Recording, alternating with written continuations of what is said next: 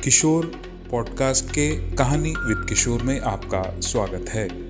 आज हम आपके लिए लेकर आए हैं हेमेंद्र कुमार रॉय की लिखी कहानी टेलीफोन।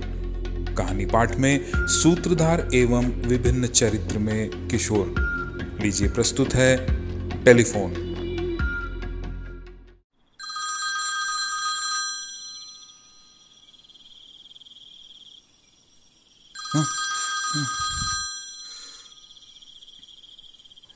नींद खुल गई टेलीफोन की घंटी के कारण और साथ में दीवार में टंगी हुई घड़ी भी शोर मचाने लगी। अधजगी आंखों से समय देखा, 12 बज गए थे।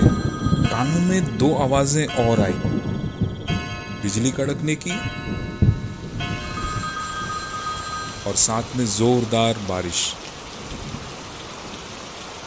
अपने डॉक्टर होने के पेशे को धिक्कारते हुए बिस्तर पर उठकर बैठ गया।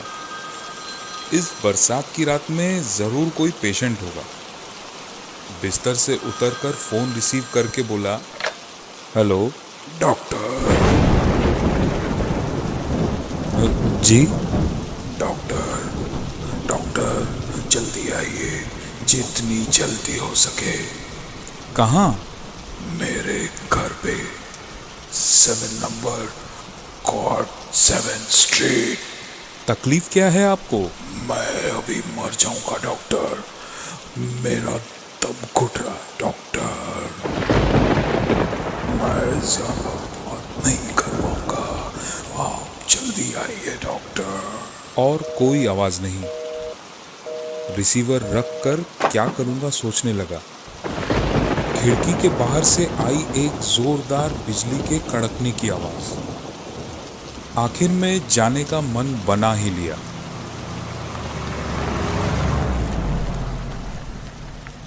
गाड़ी में बैठे बैठे ही टॉर्च की रोशनी में मैंने ढूंढा 7 नंबर कोर्ट 7 स्ट्रीट को।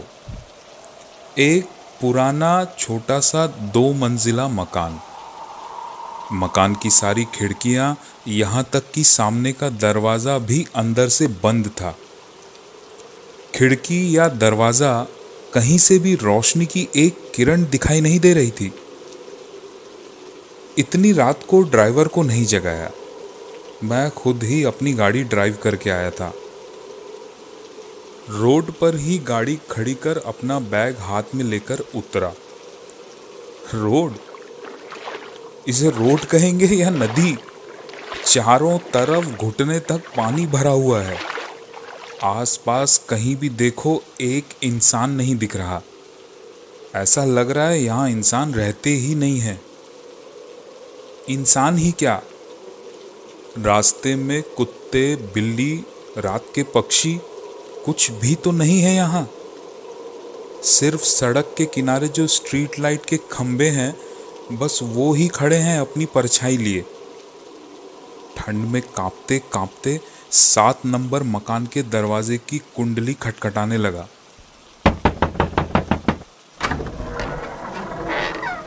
अचानक ही दरवाजा खुल गया। मकान के अंदर भी अंधेरा ही है। किसने दरवाजा खोला है देखने के लिए टॉर्च जलाया, लेकिन कोई नहीं दिखा। सोचा किसी ने अंदर से आकर दरवाजा खोला और जल्दी से चला गया।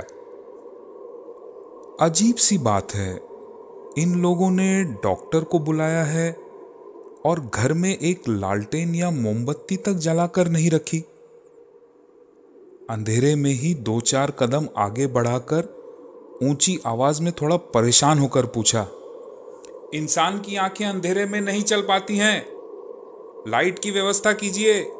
बहुत ही गंभीर और कर्कश आवाज में किसी ने कहा, ना तो लाइट है और ना लाइट दिखाने वाला कोई है, टॉर्च जला कर ही आइए। दाहिने तरफ सीढ़ी है, ऊपर चढ़कर बाएं की तरफ पहले कमरे में घुसते ही पेशेंट दिख जाएगा आपको। कौन बोल रहा है? कहां से आ रही है ये आवाज? टॉर्च जलाकर चारों तरफ देखने लगा। सिर्फ एक रास्ता है और दोनों तरफ दीवार, कहीं भी इंसान की छाया तक नहीं है।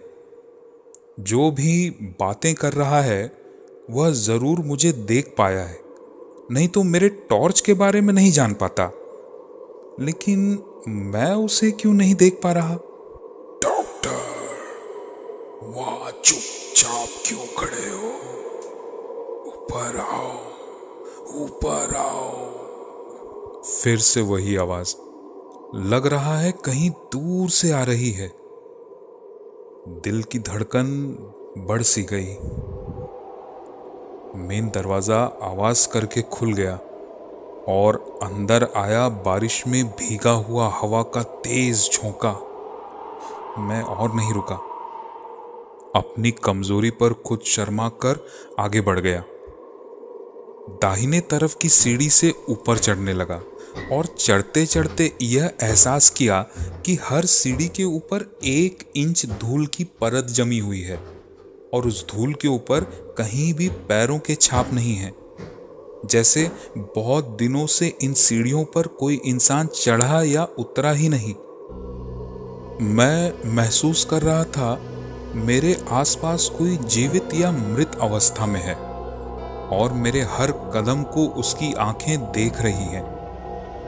बीच बीच में यह भी भाव आ रहे थे मन में कि क्या अभी इसी समय इस घर से बाहर निकल जाऊं। फिर से वही कर्कश आवाज आई, डॉक्टर, जाने कितने शवों के हाथ पैर छूकर उनकी जांच की है तुमने रातों को? कितने सड़े गले शवों को देखकर डॉक्टर बने हो? उसके बाद भी तुम डर क्यों रहे हो?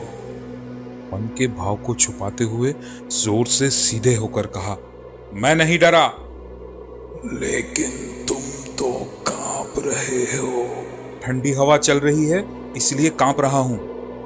एक सूखी सी डरावनी हंसी की आवाज कानों में आई।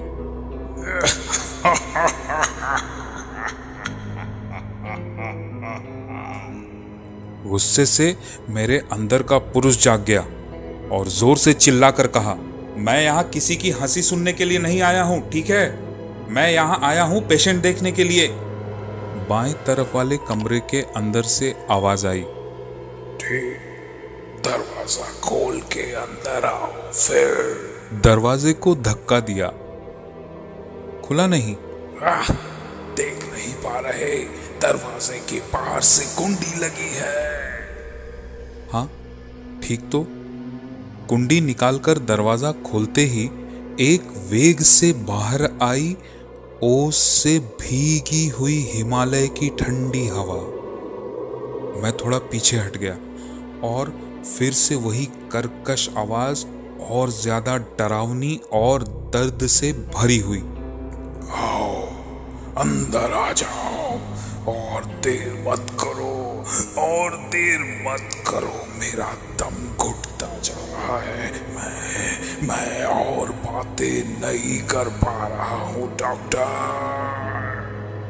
खुद को संभाला और अंदर जाकर खड़ा हुआ। सड़े हुए मृत देह की दुर्गंध नाक में आई। उससे ध्यान हटाकर जैसे ही टॉर्च जलाने की कोशिश की, आवाज आई, टॉर्च मत जलाना डॉक्टर, टॉर्च मत जलाना। क्यों? डर से कांप जाओगे, बेहोश होकर गिर जाओगे। यहाँ कोई पागल है क्या जो छुप छुप कर मुझसे बातें कर रहा है, या कोई मुझसे प्रैक्टिकल जोक करना चाह रहा है? मैंने परेशान होकर कहा, अजीब बात है, रोशनी नहीं होगी तो मैं पेशेंट को देखूंगा कैसे? तो फिर जला लो लाए। मैंने टॉर्च जलाया। मैली चादर में लिपटा हुआ बिस्तर में पड़ा हुआ है एक लंबा सा शरीर। देखने से ही लग रहा है इसकी मृत्यु बहुत पहले ही हो गई है, फिर भी सड़ी या गली नहीं है। आंखों के ऊपर की दोनों भौहें मस्तक के ऊपर तक खिंची हुई हैं और आंखों की जगह 2 गहरे गड्ढे बने हुए हैं। उसका चेहरा और मुंह इस तरीके से टेढ़ा हो गया है कि देखते ही डर लगता है। और उससे भी भयानक दृश्य दिख रहा है। उसके खुले हुए मुंह के अंदर से एक एक करके कीड़े बाहर आ रहे हैं। हे भगवान, क्या यही मेरा पेशेंट है? डॉक्टर, डॉक्टर, ये तकलीफ, ये दर्द मुझसे और सहा नहीं जा रहा। देख नहीं रहे मेरे अंदर से कैसे नरक के कीड़े एक एक करके बाहर आ रहे हैं। ये अंदर ही अंदर खा रहे हैं मुझे। इन कीड़ों को निकाल दो डॉक्टर, इन कीड़ों से मुझे बचाओ, इन कीड़ों से मुझे बचाओ डॉक्टर, कीड़ों से मुझे बचाओ। अब ठीक समझ में आ गया। यह दर्द भरी डरावनी आवाज इसी मरे हुए शरीर के अंदर से आ रही है। और इससे भी अद्भुत बात यह है, आवाज गले से ही आ रही है, लेकिन दोनों होंठ बिल्कुल भी हिलडुल नहीं रहे। उसके बाद अचंभे से खड़ा हुआ मैं देखता रह गया। वह शरीर धीरे धीरे हिलडुल कर उठकर बैठने लगा, लेकिन उसके उठकर बैठने के तरीके से लग रहा है कि वह अपने आप नहीं बैठ रहा। कोई जैसे उसको उठाकर बिठाने की कोशिश कर रहा है। उसका सिर कंधे पर झूल गया है और दोनों हाथ लटके हुए हैं। लेकिन कौन है जो इसको बिठाना चाह रहा है? वह है कहाँ? अचानक ही उस मृत शरीर का सर जो कंधे पर लटका हुआ था धीरे धीरे सीधा होने लगा और मेरी तरफ मुड़ने लगा। और उसकी आंखों की गोल जगह जिसमें आंखें थी ही नहीं, वहां पर चमकने लगी आग के जैसे 2 लाल रोशनी। अचानक बिजली सी कौंध गई मेरे शरीर में और उतनी ही तेजी से भागकर उस कमरे से निकल आया और सीढ़ी से उतर गया। और साथ ही मेरा पीछा किया उसी कर्कश और दर्दनाक डरावनी आवाज ने। रुक जाओ डॉक्टर, रुक जाओ, मुझे बचाओ डॉक्टर, डॉक्टर, डॉक्टर। 3 दिन बाद साहस करके फिर से गया उसी 7 नंबर 7 कॉर्ड स्ट्रीट पर। मैंने देखा मेन दरवाजे पर ताला लटका हुआ है और एक विज्ञापन का बोर्ड भी लटका हुआ है। यह मकान किराए से देना है। अचंभे से सोच रहा था और इतने में किसी ने पीछे से आवाज लगाई। मैंने कहा, 2 दिन पहले मैं इस घर में एक पेशेंट देखने आया था, लेकिन आज देख रहा हूं मैं दरवाजे पर ताला लगा हुआ है। अरे डॉक्टर साहब, आप शायद गलत पते पर आ गए हैं। यह मकान तो आज पिछले 1 साल से खाली पड़ा हुआ है। मकान बहुत बदनाम है, कोई भी भाड़े में नहीं लेना चाहता। असल बात को छुपाकर मैंने उससे पूछा, इस मकान में पिछली बार कौन भाड़े पर था? भुवनेश्वर बाबू। वह अब कहाँ है? वह तो अब परलोक सिधार गए। क्या इसी मकान में उनकी मृत्यु हुई थी? हाँ, हार्ट अटैक के कारण अचानक ही उनकी मौत हो गई थी। उनका कोई रिश्तेदार यहाँ नहीं था। मोहल्ले के सब लोगों ने मिलकर ही उनका दाह संस्कार किया था। लेकिन परलोक में भी क्या टेलीफोन की सुविधा है? क्योंकि इसके बाद भी भुवनेश्वर बाबू मुझसे फ़ोन पर कांटेक्ट करने की कोशिश किए थे। हर शनिवार रात 12 बजे फ़ोन की घंटी बजने लगती है और वही भयानक कर्कश डरावनी आवाज़ सुनता हूँ, डॉक्टर, डॉक्टर, जल्दी आओ, जल्दी आओ डॉक्टर, जल्दी आओ। आज भी भुवनेश्वर बाबू मुझे बुलाते हैं या नहीं पता नहीं, क्योंकि शनिवार रात को अब और उस फोन कॉल का मैं जवाब नहीं देता।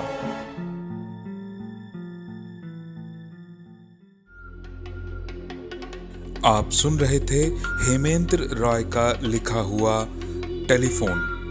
कहानी आपको कैसी लगी हमें कमेंट सेक्शन में ज़रूर बताएं। चैनल को सब्सक्राइब करें, लाइक करें, शेयर करें। मिलते हैं अगली कहानी में, तब तक के लिए नमस्कार।